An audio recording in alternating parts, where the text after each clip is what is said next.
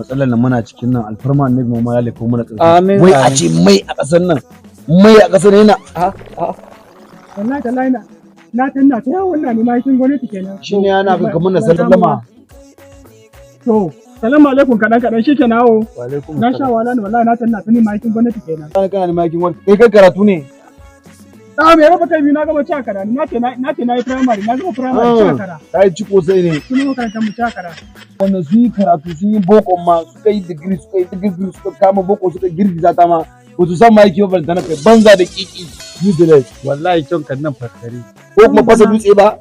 Haji kenan. Ni ba na gama cakara ba kuma bi izinin Allah ta'ala insha Allah kuma zan samu aiki.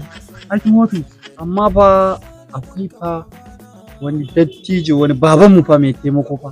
Daya ba. Wallahi tallahi.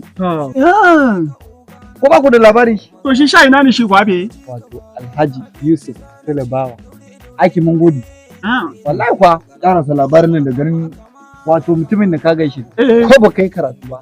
Zai nima maka aiki a waje mai kyau da za ka ji daɗi. Yana taimakon talakawa ba. Mutumin kirki ne in gaya maka. Ka kwantar da hankalin Allah ya ɗaka da irin wannan mutane. Wannan maganan shi gaskiya ne domin ni ma ya ban aiki ban yi karatu ba. Kenan. Wala gana ne na ta primary. Cakara ne na yi. To ke manya na magana baya ke kin zo ko Wai kai balanta kwaye kai menene kana yi kana fiye? Na zo da magana ziki sai ka dinga. Wato in gaya maka ni kai na fa labarin mutumin nan ina ji. Wannan ne nan tana ka ja. Ni fa ban san mutumin nan fa labari shi kawai ina ji. So zan biya ni nan ila ta kai mu gode. Allah kwa. Kurin kanka ye murfi. To mutumin da ba ku san da yake ba. Ko ku same shi a ina ne ko da yake na ruwan Allah dai baka. Su kuma masu kyanka kaga su muka sa wa sansani. Adana taimakon da kai ranar nan da na gani. Sai wasu suka zo da alfarma ba kudin haya.